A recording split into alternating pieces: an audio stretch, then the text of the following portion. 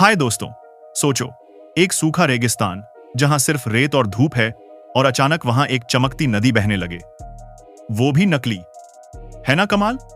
आज हम बात करेंगे चीन के उस बड़े प्रोजेक्ट के बारे में जहां वो रेगिस्तान जैसे इलाकों में नकली नदियां बना रहा है। इसका नाम है south north water transfer project. ये दुनिया का सबसे बड़ा पानी ट्रांसफर का काम है। मैं इसे आसान तरीके से जैसे कोई कहानी सुनाते हुए बताऊंगा। थोड़ा मजा, थोड़ा सरप्राइज और ढेर सारी जानकारी। चलो शुरू करते हैं। क्या तुम्हें पता है, यह प्रोजेक्ट इतना बड़ा है कि यह पूरे देश की पानी की दिक्कत सुलझा सकता है। लेकिन कैसे?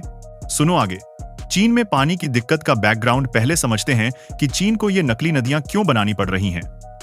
चीन बहुत बड़ा देश है, लेकिन पानी की समस्या भी उतनी ही बड़ी है। साउथ यानी दक्षिण वाला हिस्सा, जैसे यांगत्सी नदी के आसपास, वहां बारिश खूब होती है, नदियां भरी रहती हैं, कभी कभी तो बाढ़ भी आ जाती है।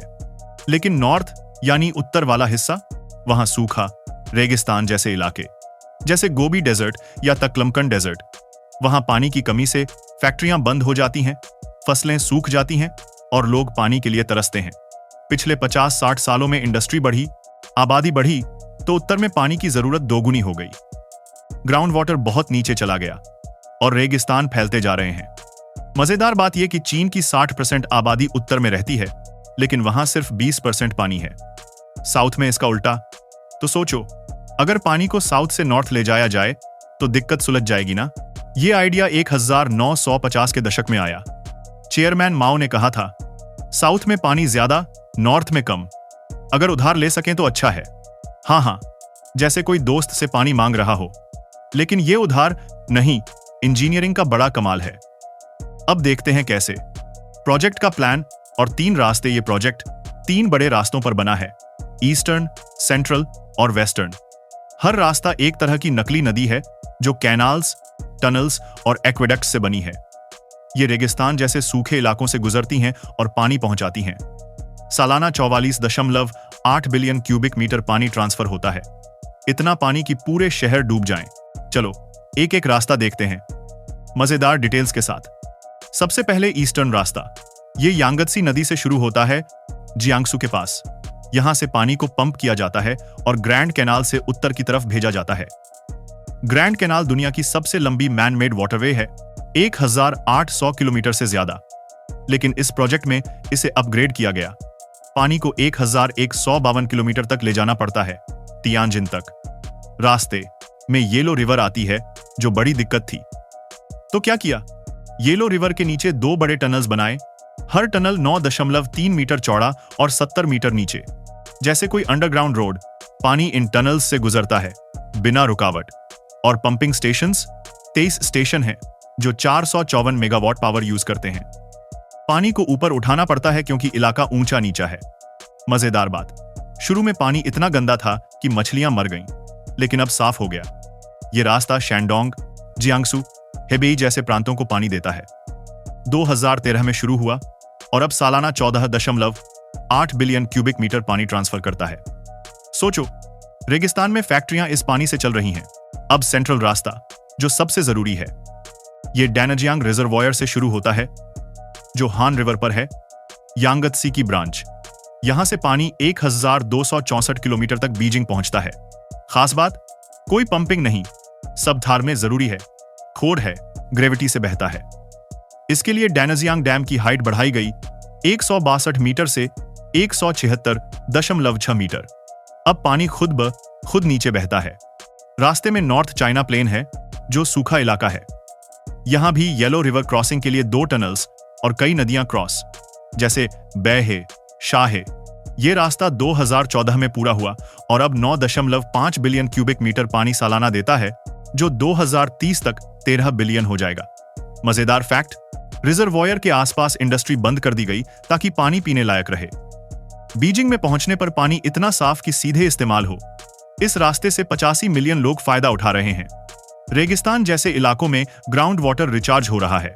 अब वेस्टर्न रास्ता, यह अभी प्लानिंग में है, लेकिन अगर बना तो कमाल होगा।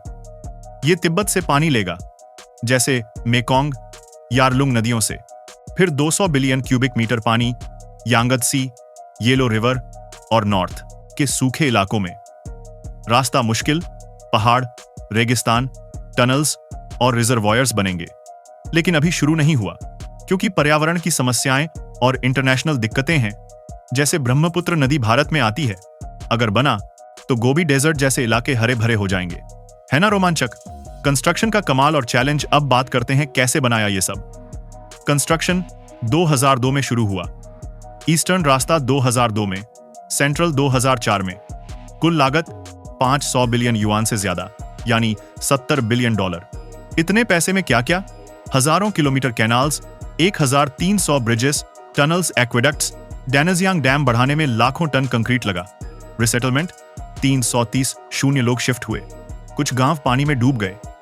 सरकार ने नए घर दिए, लेकिन कुछ लोगों ने शिकायत की कि जबरदस्ती हुई। मजेदार बात, इंजीनियर्स ने कहा कि अगर टनल्स ज्यादा बनाते तो लागत कम होती, क्योंकि कम जमीन लेनी पड़ती। लेकिन ओपन कैनाल्स बने जो गर्मी में पानी वेस्ट करते हैं। चैलेंज क्या थे?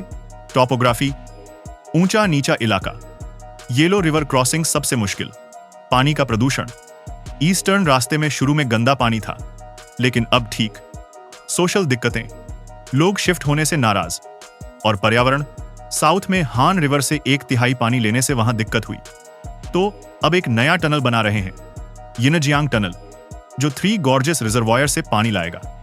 यह 2022 में शुरू हुआ, 10 साल लगेंगे। कुल मिलाकर यह प्रोजेक्ट इंजीनियरिंग का चमत्कार है, लेकिन दिक्कतें भी कम नहीं। असर अच्छा और बुरा। अब देखते हैं क्या फायदा और क्या नुकसान। अच्छी बातें पहले। इस प्रोजेक्ट से 185 मिलियन लोग फायदा उठा रहे हैं। बीजिंग, तियानजिन जैसे शहरों में पानी की कमी खत्म। ग्राउंड वाटर लेवल ऊपर आया। नदियां रिचार्ज हो रही हैं। इंडस्ट्री चल रही है। फसलें अच्छी। 2024 तक 76.7 बिलियन क्यूबिक मीटर पानी ट्रांसफर हो चुका। पानी की क्वालिटी सुधरी। रेगिस्तान इलाकों में हरियाली बढ़ी, डेजर्टिफिकेशन रुका। मजेदार फैक्ट, बीजिंग में यह पानी सीधे टैप से आता है। अब बुरा साइड, पर्यावरण पर असर। नदियों का नेचुरल फ्लो डिस्टर्ब। 600 नदियां सूख गईं या बदल गईं। इंडस्ट्रियल वेस्ट कैनाल्स में आ जाता है। गर्मी से पानी वेस्ट ओपन कैनाल्स में भाप बन जाता है। साउथ में हान रिवर कम हो गई तो वहां के लोग प्रभावित। रिसेटलमेंट से सोशल दिक्कतें।